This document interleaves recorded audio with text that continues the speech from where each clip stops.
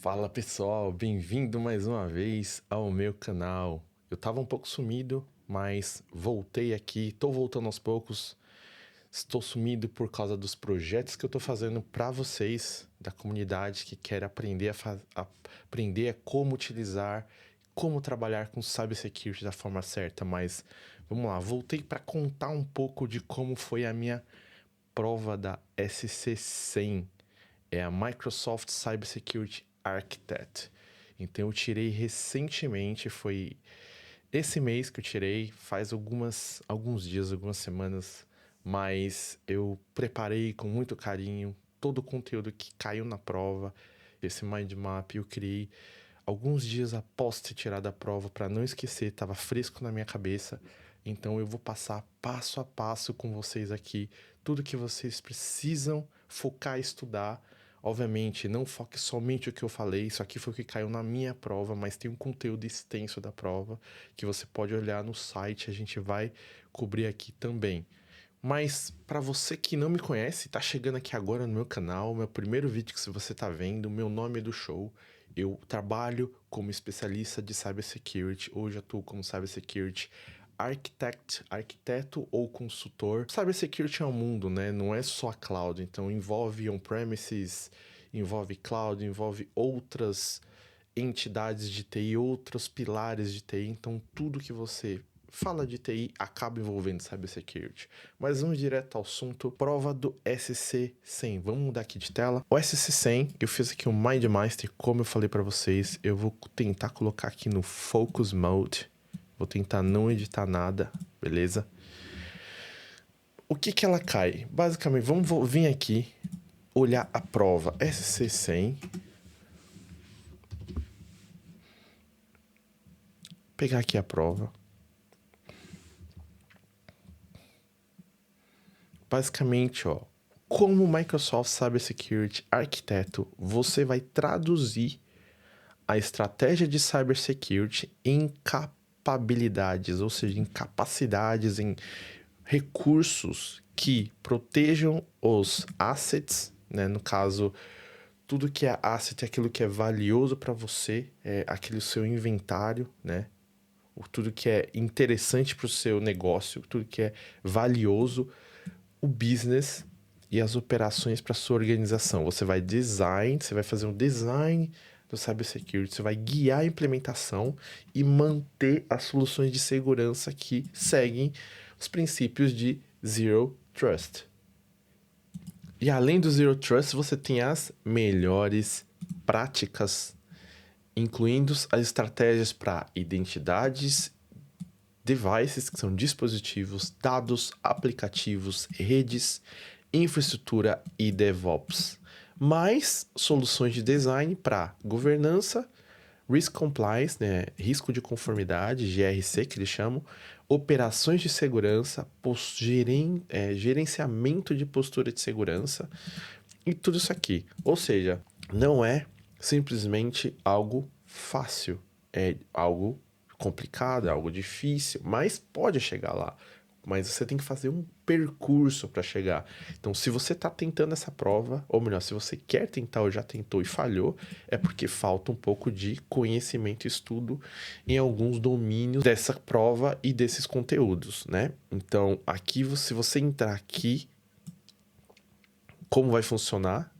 Vai ser, eu vou pegar aqui, olha aqui os pré-requisitos, como vai funcionar esse pré-requisito? Você tem que tirar o AZ500, que eu já tenho, o Azure Security Engineer Associate é o AZ500. Você vai ter que pegar o SC300, é uma dela. Você pode tirar também em cima do Security Operations, que é o SC200. Você tem que ter uma delas. E se você tirar o Cyber Security Architect, que é o SC100, você tem a certificação de Expert. Ah, Edu, eu posso tirar direto essa aqui? Pode, porém você não vai ter a certificação de Expert. Você simplesmente vai ter o exame de Cybersecurity Arquiteto. Para você ser Expert, você tem que ter um desses três aqui. Então é o AZ500 que eu já tenho, o ST300 que eu tenho e o S200. Edu, por que o S400 não entra aqui? Ó, se você olhar aqui, para ganhar o Cybersecurity Architect Certification, você precisa, necessariamente, você tem que passar em um desses exames. Por quê? E eles recomendam você fazer uma delas antes de você ir para as SC100. Porque com muito conteúdo dessas três acaba cobrindo no SC100, tá bom? Mas vamos ver aqui para a prova. O que caiu na prova? Como vocês viram lá, a gente vai falar de Zero Trust. O que é o Zero Trust? Você tem que entender. O Zero Trust é quando a gente entende que a brecha já aconteceu na nossa empresa, você não vai confiar em ninguém e proteger tudo e qualquer recurso.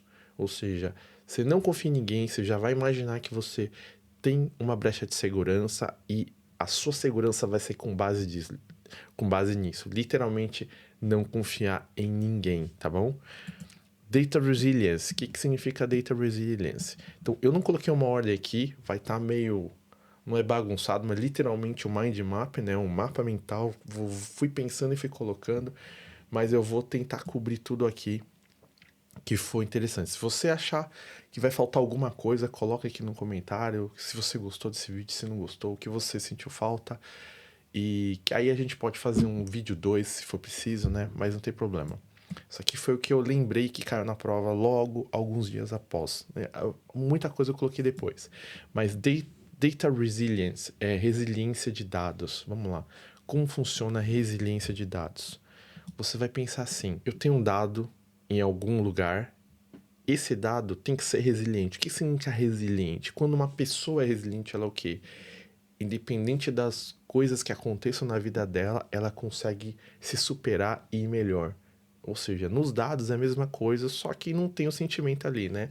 Os dados funcionam assim: se algo acontecer com aquele dado, como você mantém que aquele dado está intacto? Ou seja, um exemplo disso, ransomware. Se você receber um ataque de ransomware, como esse dado vai estar protegido? Se esse dado for atacado, você tem cópias desse dado? Você tem uma proteção contra ransomware em cima desse dado? Lembrando que é arquiteto. O arquiteto não precisa ir muito a fundo nessa prova, mas você precisa entender como interligar os conceitos de cada componente, digamos assim, né? Aí a gente vai para governance. O que vai ter de governance? Você precisa entender como funciona a governança. Então, assim, como vai funcionar o Azure Policies? Eu tenho política de Azure, eu tenho blueprint de Azure. O que é o Azure Policies? É onde você bloqueia, você dita o que você quer literalmente entrar no seu ambiente do Azure. Então, exemplo, eu quero uma máquina virtual. Toda vez que for criada essa máquina virtual, ela não pode estar numa região, por exemplo, dos Estados Unidos. Tem que ser criada no Brasil por causa de LGPD, seja lá o que for a sua regra, a sua governança da sua empresa. Então eu vou criar uma política em cima dessa. Você percebe? Eu entendo o conceito, eu consigo aplicar o cenário. O Azure Blueprint. O Azure Blueprint é como se fosse um policies, mas ele faz o deploy para você. Então, literalmente, você consegue entender que o Blueprint ele vai ditar o ambiente, ele vai literalmente fazer o deploy do ambiente, ou seja, quais momentos que eu uso quando você quer que tudo seja automatizado e feito da forma certa, sem erro humano, sem erro de dependência de alguém. Você vai criar Azure Blueprints. Geralmente é para projetos onde tem algo muito certo, muito definido, tudo certinho. Então, ele tem uma limitação, você não consegue criar tudo em cima dele, mas ele consegue entender como você quer de base de governança, de compliance, qualquer coisa assim, em cima de alguns projetos. Então, vale a pena dar uma estudada também. Você tem que entender como funciona o DevSecOps. Como assim? Como funciona o DevSecOps? Quando que eu faço DevSecOps? Em que momentos eu faço? Por que eu preciso de DevSecOps nas empresas? Quais são os passos que eu preciso entrar, que eu preciso começar a fazer para ter DevSecOps? E como funciona isso na prática? E como funciona isso a nível empresarial? Eu aplico e de que forma para proteger o que e qual que é o foco de implementar o DevSecOps. E aí você tem o App Security, que a gente pode falar de back-end, front-end. Então, assim, aí você fala, mas eu sou full stack. Então, assim, se você é um desenvolvedor e é full stack, você sabe que você cobre esses dois, né? Você cobre os dois. Então, a aplicação de segurança, você tem o back-end, você tem que proteger ela da parte de trás, no modo, quando tá atrás da sua aplicação, você tem que proteger a frente da sua aplicação e você tem que proteger o banco de dados. Então, como você faria uma defesa em cima disso? Pensa nisso. Então, Aido, mas você não tá falando como? Se eu ficar explicando essa prova aqui, vai ser uma aula, literalmente, mais de 50 horas aqui, não sei lá quantas horas, mas são muitos assuntos, dá para cobrir muita coisa. Aqui seria um resumo mesmo que eu fiz. Mas se você tiver interessado em colocar algumas aulas da C100, nunca foi o meu foco de passar as aulas de certificação no meu canal, mas a gente pode fazer aulas soltas do que eu acho que é mais relevante, que vocês entendem que é legal, coloca aqui no comentário. E se você está gostando aqui até agora, por favor, dá um like aí, compartilha com quem você sabe que precisa desse assunto, mesmo que não vai fazer a prova, mas que vai ajudar essa pessoa, compartilha com as pessoas se você está achando esse vídeo interessante. Mas vamos lá, ambiente on-premises, App Management Security. Então você vai ter essa aqui eu errei, API Management.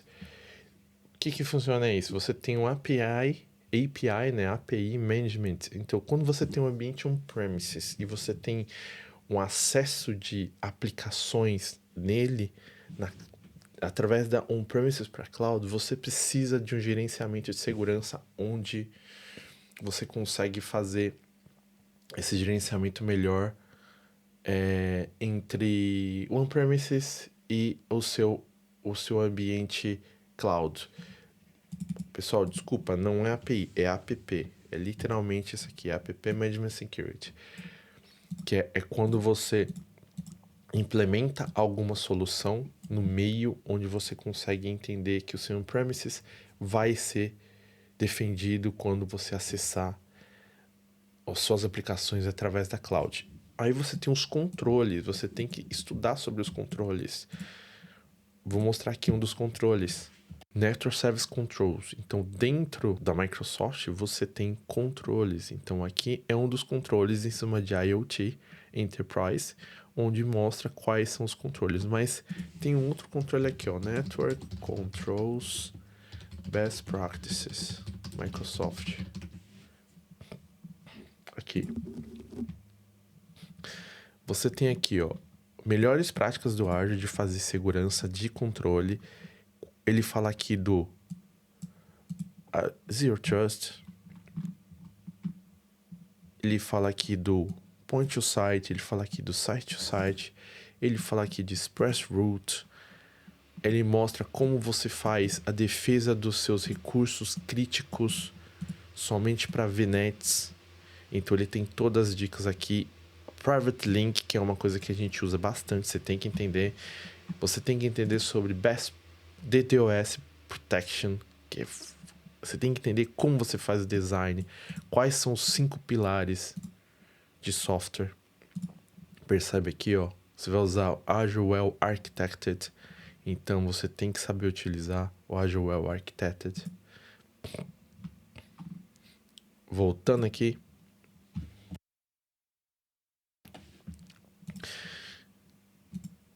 A base que eu quero trazer aqui é vocês entenderem o que a prova cobre, o que você faz como um Cybersecurity Architect. Você tem que entender que existem controles de padrões de mercado em cima de cada pilar. Tem um pilar de redes, tem um pilar de dados, tem um pilar de identity, tem um pilar de aplicações, tem um pilar de vários pontos dentro de uma governança. Mas como assim, Edu? Vamos lá. Se eu vim aqui, ó, Network Security Concepts, mais uma vez, voltando aqui, você tem a rede aqui no canto esquerdo, não tem? Eu também tenho aqui identidade, é um dos controles. Eu tenho aqui segurança para IaaS, eu tenho segurança para Azure Platform. Se for integridade, segurança, você tem a aplicação, que é o PaaS. Então, cada ponto é um tipo de defesa. Então, você não tem uma defesa certa para todos. Todos usam a mesma base? Usam, mas você tem que seguir, por exemplo, um padrão, uma recomendação. Você não pode fazer segurança da sua cabeça.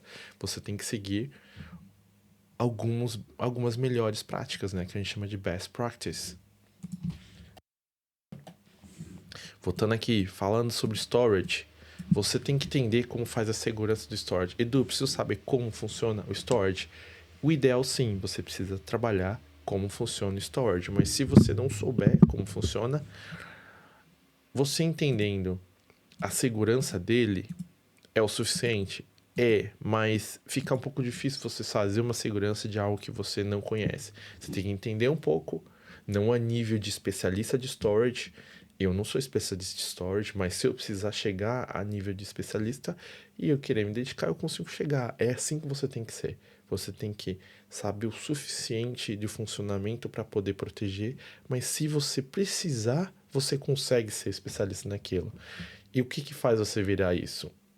As suas soft skills, a sua vontade de querer aprender, a sua vontade de ser curioso. Então, aqui a gente fala de SaaS Token. O que é o SaaS Token? É uma das formas de acesso.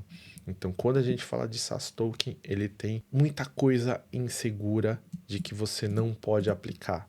Então, existem os positivos e existem os negativos. Tudo dentro de segurança existe positivo e negativo. SaaS Token, se você distribuir esse SaaS token e você não rotacionar ela ou a pessoa estiver vulnerável, existem técnicas para isso. Pesquisem no Google, pesquisem no site da Microsoft como fazer uma defesa de SaaS token, melhores práticas. Blob Storage, o que é seguro fazendo Blob Storage, o que não é. Blob Storage, por exemplo, você não pode dar acesso público para o blob inteiro, você tem que dar acesso para a imagem, para o arquivo, porque o Blob Storage pode ser utilizado para sites, para divulgar imagens dentro dele. Então você não pode dar acesso total, porque você pode ter um ataque hacker lá dentro. Então você começa a fazer o acesso granular, segurança granular. Existe melhor prática para Blob Storage. Autenticação. Você pode fazer autenticação de on-premises do seu Azure, do seu Entry-ID, né? Mas do seu Entry-ID direto para autenticação. Você tem a cloud também. Você tem o PII. Caiu na minha prova sobre o PII. Teve uma ou duas questões. E é sobre Personally Identifiable Information. Normalmente é uma detecção que é utilizada dentro da AI Language. Então, dentro da linguagem de AI, você precisa entender conceitualmente o que ele faz, né? Então, ele basicamente são identidades, né? Alguma identidade que te ajuda a identificar quem são essa informação. Pensa o seguinte, que é como se fosse uma categoria que tem várias formas de definir, né, o PII, mas imagina que para ser fácil de você entender e conseguir pegar rápido na prova, imagina que é uma categorização para identificar uma pessoa única. Então, o PII é uma forma de identificar aquela identidade. Pensa dessa forma, mas se você quiser ir a fundo e entender por si só, pesquisa no site da Microsoft o que é o PII e você vai conseguir ter uma identificação. Não é tão importante ir a fundo nela, porque é arquiteto. Então, existem provas dentro da Microsoft, assuntos que você vai ter que ir mais a fundo, mas aqui é entender para que serve o PII e como que eu vou usar.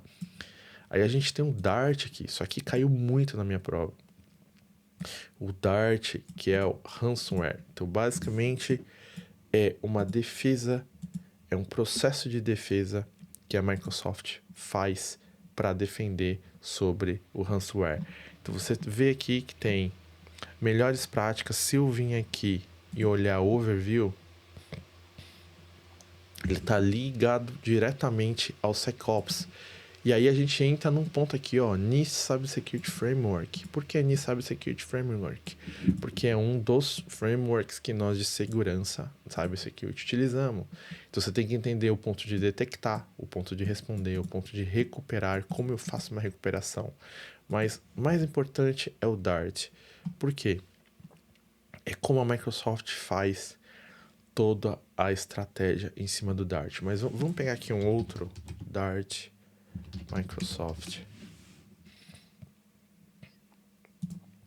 Você consegue entender. Ó, o que é o Dart? Ele literalmente é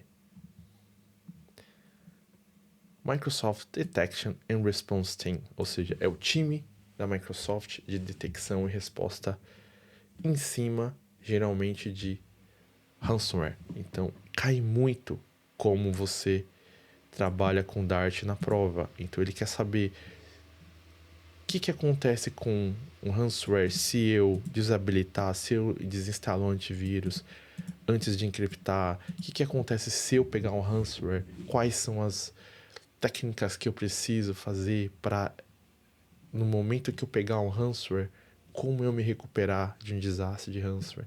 E se eu não tiver o ransomware, como que eu me protejo em cima dela.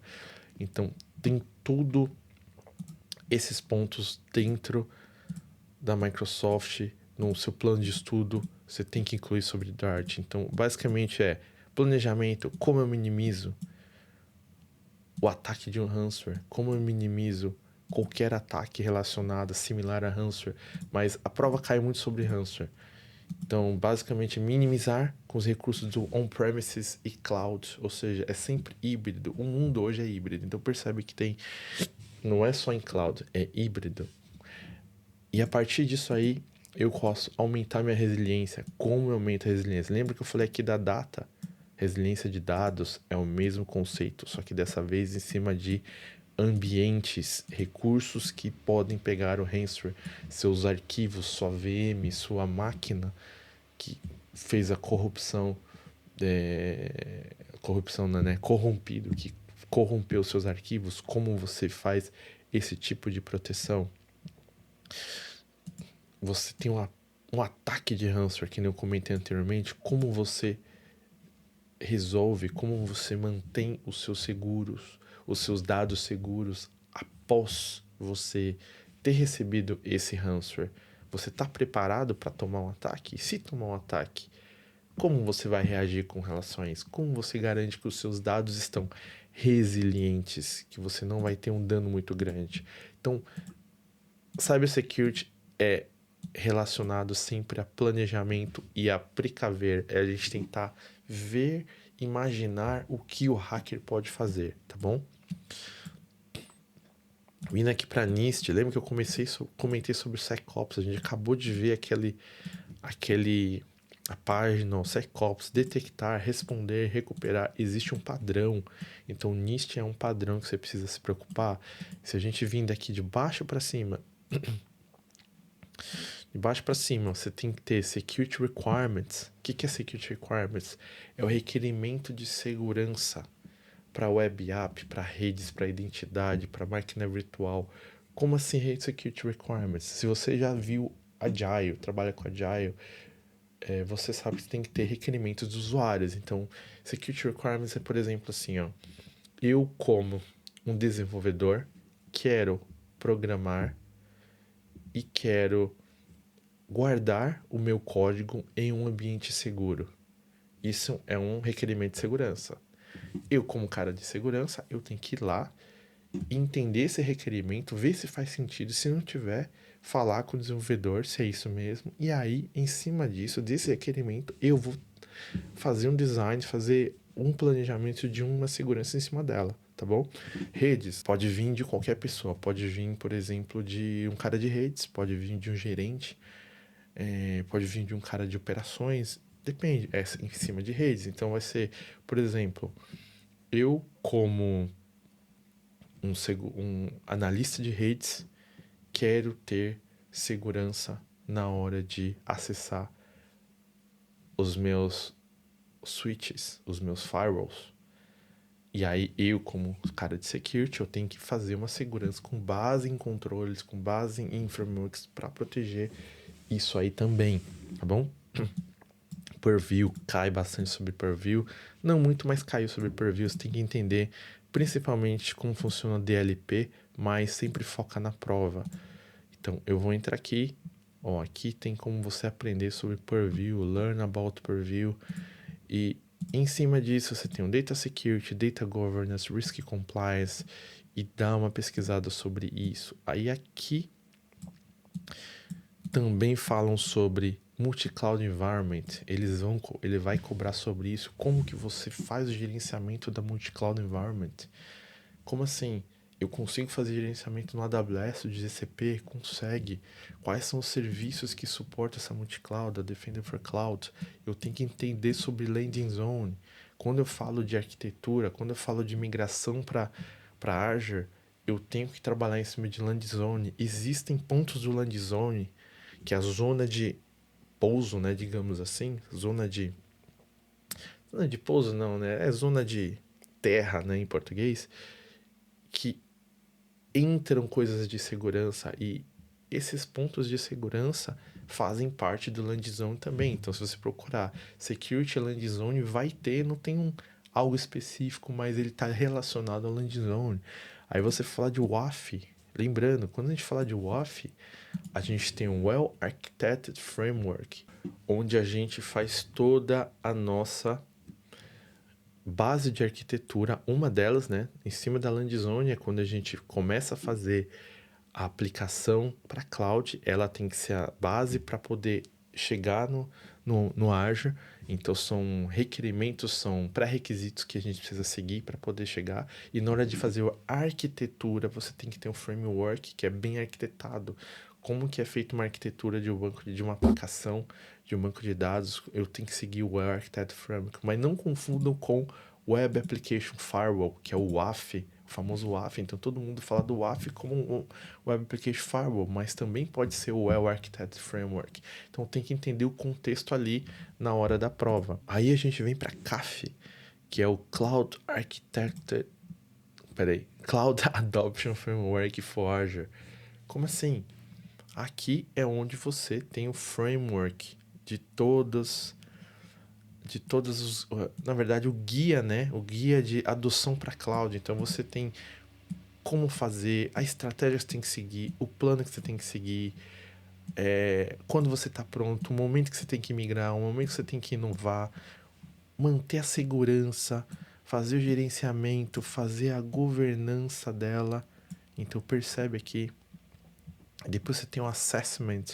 Eu tenho vários assessments. Basicamente, assessment é quando você entende o mundo atual antes de você começar a migração. Você não pode sair migrando, você não pode sair implementando, você tem que fazer o assessment, você tem que entender os requerimentos antes de começar a fazer esse tipo de coisa. Aí você tem o MCSB, que é o Microsoft Cloud Security Benchmark. Ele é, vamos entrar aqui para vocês verem, ele é literalmente o benchmark de segurança da Microsoft. Então, você segue todos os padrões dele para começar a fazer os controles. Ó, percebe que são controles.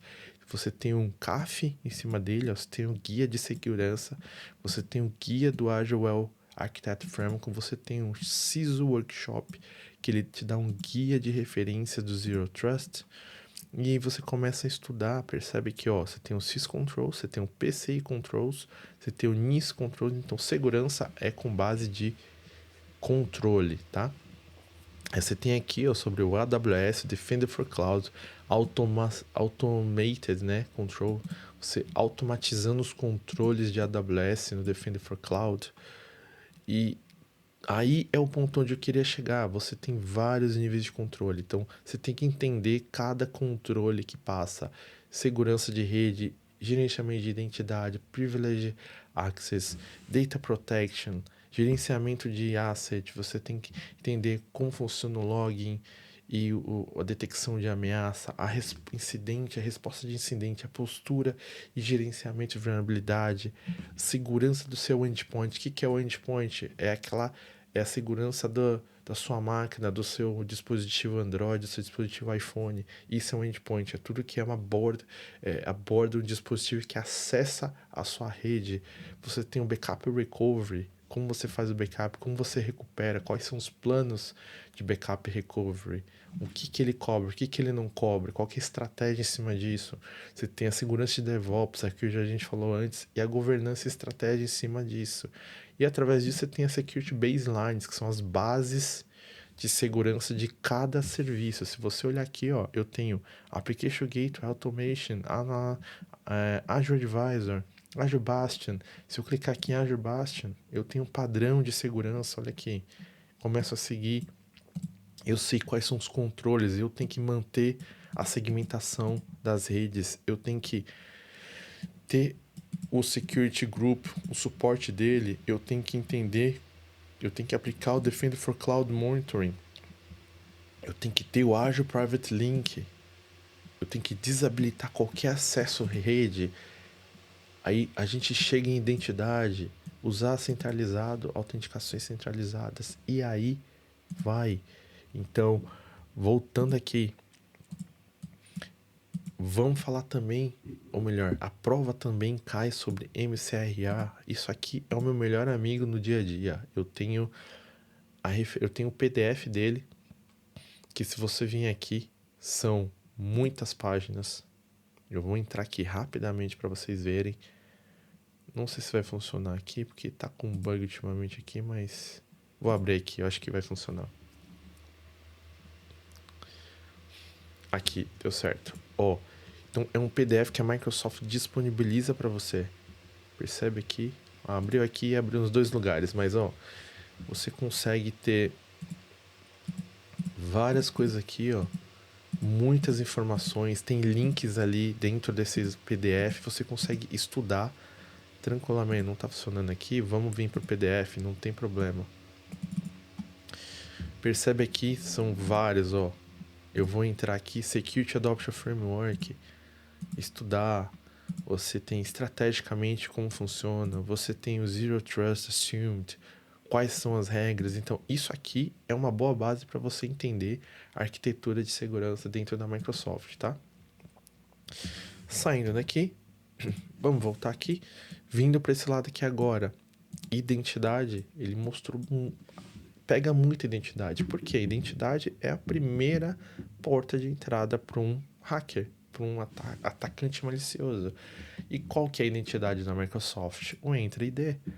E o Entra ID, o que o Entra ID comporta? Quais são os recursos que ele faz? Por onde um atacante malicioso pode entrar?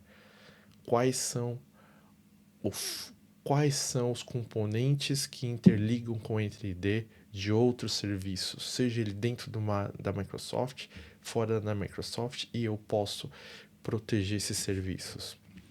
Eu não sei. Ou melhor, eu sei, mas você precisa entender e avaliar ponto a ponto dentro do seu ambiente, dentro da sua rede, dentro de uma empresa, o que é padrão e o que não é padrão. O que a prova cai é integração de aplicações externas, integração de multi-cloud, usuários, MFA, proteção de B2C, B2C, B2B, pessoas externas, pessoas colaborando de partner, pessoas não colaborando, acesso de conditional access se precisar implementar, mas o foco aqui é em cima do Entra ID e da identidade, tudo que vai em volta da identidade e do Entra ID. Você precisa entender a rede, como eu posso trabalhar segurança com rede. Primeira base, eu não posso colocar acesso público em tudo, ou melhor, tem que limitar o máximo possível. Se não tiver acesso público, melhor ainda. Somente acessar por... Edu, mas aí como eu vou acessar a rede? Por outras estratégias, mecanismos. Tem uma VPN, eu tenho um Jumpbox, e esse Jumpbox tem que ser acessado via VM Azure Bastion, que não tem acesso público, você tem que entrar no portal e acessar pelo... Não tem porta liberada pro mundo. Então, como eu segmento essas redes são protegidas, eu tenho camadas de proteção em cima de cada rede. Então, existem várias técnicas que você pode seguir, as recomendações da Microsoft e desses frameworks que existem. Aí a gente fala de Defender, que é o que a gente chama de XDR. XDR. Então, basicamente, o Defender, ele tem vários componentes. Ele tem o Defender for Identity, Defender for Office 365, o Cloud Apps e o Defender for Endpoint. Esses quatro fazem parte do XDR. Extended, o XDR não chama Extended Detection and Response, ok? O EDR é Endpoint Detection and Response. Ou seja, quando você tem o EDR, né, em inglês, ele tem só uma parte. Quando você tem o XDR, ele tem extensão. A extensão cobre tudo. Então, EDR é isso aqui. XDR são esses 4 aqui, tá bom? Voltando aqui, você tem que entender, ó. Eu falei já. Por que você tem que entender a nível de arquitetura? Porque cai na prova quando eu implemento a Identity, quando eu implemento o 365. 365, já, o nome já diz, voltado para defesa de e-mail, anti-spam, anti-phishing, anti-malware, tudo que refere a isso. Cloud Apps, geralmente é focado em cima de SaaS. Então você tem as defesas de SaaS, mas como eu defendo uma aplicação SaaS? Eu coloco um Cloud Apps, porque eu não tenho um monitoramento da infraestrutura dele, eu preciso defender o meu SaaS de certa forma. E após eu entender essa defesa de SaaS, eu vou para o endpoint. No endpoint existe o co-management, que é o gerenciamento. Eu posso ter o Intune com o gerenciamento do on-premises, SCCM. Lembrei aqui, você tem o SCCM e o Intune. Quando é o SCCM Intune, ele vem o gerenciamento. Você tem 2 gerenciamentos. O Intune faz uma parte, o SCCM faz outra. E aí eu tenho o que a gente chama de co-management. Você tem que entender os cenários que se encaixam nisso daí, como você vai fazer segurança entre eles. E aí a gente chega finalmente, eu queria deixar para o final desse vídeo sobre o Sentinel. O Sentinel é muito interessante, porque você somente utiliza Sentinel quando você tem a sua postura bem controlada. Tem gente que começa a implementar Sentinel e não tem a sua postura de segurança, ou seja, como você faz isso? Defender antes do Sentinel. Você coloca o Defender for Cloud, você coloca todos os Defenders para você conseguir melhorar a postura e manter um certo nível de maturidade para poder implementar o Sentinel. E muitas empresas patinam e gastam muito com logs porque eles não reduzem o seu log, os seus ataques, suas ameaças, e aí para isso você não consegue manter algo do Sentinel que acaba ficando muito caro para muitas empresas. Mas o que a prova exige além desse conhecimento que eu acabei de falar? Playbooks. Lembra que quando cai playbooks, ele automatiza a resposta. É isso que você tem que ter em mente para Sentinel, para prova, mas estuda a fundo para ficar mais fácil. Lembra, a prova ele quer saber o certo nível de conhecimento, mas para o mundo real é interessante que você entenda tudo isso aqui que eu expliquei e mais um pouco. Então eu tentei compilar aqui em mais ou menos aqui menos de 1 hora, se der 1 hora, mas acredito que está bem rico esse conteúdo que eu estou fazendo para vocês dessa prova. Você vai entender que é automatização de resposta a incidentes para você detectar rapidamente ataques, conter e remediar o dano. É isso que o Playbook faz. Ele automatiza a detecção de incidentes para ter para ter uma resposta rápida para aqueles ataques. Então, quando não confundam, cai muito na prova sobre playbooks e workbook. O workbook normalmente ele cria templates. Você consegue criar templates, você consegue visualizar melhor dentro do Sentinel. Você tem site do data source. Então, você tem data source, você tem que entender esse ponto de data source, quais são as fontes de dados que podem trazer para o Sentinel, para ele conseguir entender. Não existe existem várias, existem regras de data source também. E aí, o que o Workbook faz? Isso aqui é um compilado, tá? Cada item aqui vocês têm que ir mais a fundo para poder entender melhor. Ele vai controlar os dados, ele vai medir os dados, eu consigo monitorar com o workbook. Então tem um princípio, o playbook não faz isso. O nome já diz playbook, livro de reprodução, livro de reprodução, aqui é o trabalho de reprodução. Então você faz um trabalho. E no que ele ajuda? Ele tem workbooks personalizados, você cria, você te ajuda a entender o fluxo das investigações. Então isso aqui é mais para auxiliar o ser humano.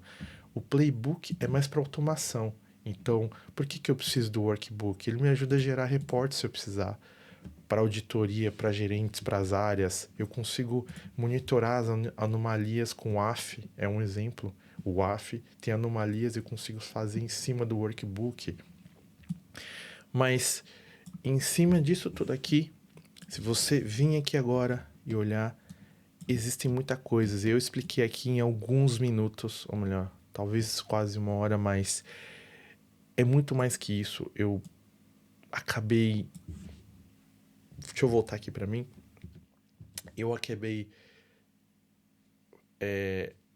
adiando a minha prova por muito tempo, né? Ou seja, o pessoal até falava, faz do que você já vai passar, mas como é uma prova de expert, uma prova difícil, eu precisei, mesmo tendo experiência, mesmo trabalhando, eu quis estudar um pouco mais para poder tirar essa prova. Então, eu espero que tenha ajudado vocês aqui nesse vídeo para vocês entenderem um pouco do que é um arquiteto de cybersecurity. Mas antes de finalizar o vídeo, eu queria convidar vocês para um evento, o meu primeiro evento, o primeiro workshop gratuito que eu vou fazer, uma imersão de segurança no dia 8 de março, às 7h30 da noite. Vai cair numa sexta-feira. Aí, você vai fazer uma sexta-feira eu vou sair com os amigos, então tudo bem. Se você tá feliz com a sua carreira, tá tudo ótimo. Eu fiz na sexta-feira justamente porque eu quero ver se você tá comprometido com a sua carreira. Eu fiz justamente porque as pessoas que vão estar lá no meu workshop são as pessoas que realmente querem aprender e estão cansadas da vida delas, como eu estive quando eu era suporte, e vão estar lá para aprender comigo, uma imersão bacana, e vão organizar com a empresa para estar lá. Então, te convido, se você é essa pessoa aqui que quer realmente aprender, que não arruma desculpas e está cansado da sua vida hoje, da sua vida profissional, você quer ingressar na área de cybersecurity, é uma das áreas mais buscadas do mundo, né? Uma das mais buscadas. Vem comigo, 8 de março, 7h30 da noite. Eu vou deixar o link aqui. Você tem que estar no grupo do WhatsApp para poder receber o link de acesso para você estar lá. Vai ser um evento fechado. Eu não vou transmitir publicamente, justamente porque eu quero manter a qualidade de quem está assistindo.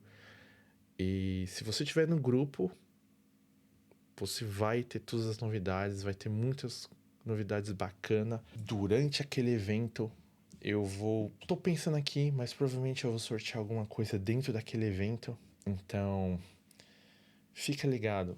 Mas se você quer aprender, se inscreve, entra no grupo do WhatsApp, que vai estar aqui no link da descrição do vídeo, para esse evento. Mas, finalizando o vídeo, se você gostou desse vídeo mais uma vez, por favor, dá um like, compartilha com quem precisa aprender qualquer parte desse conteúdo. Deixa os seus comentários aqui do que você achou, do que você não achou.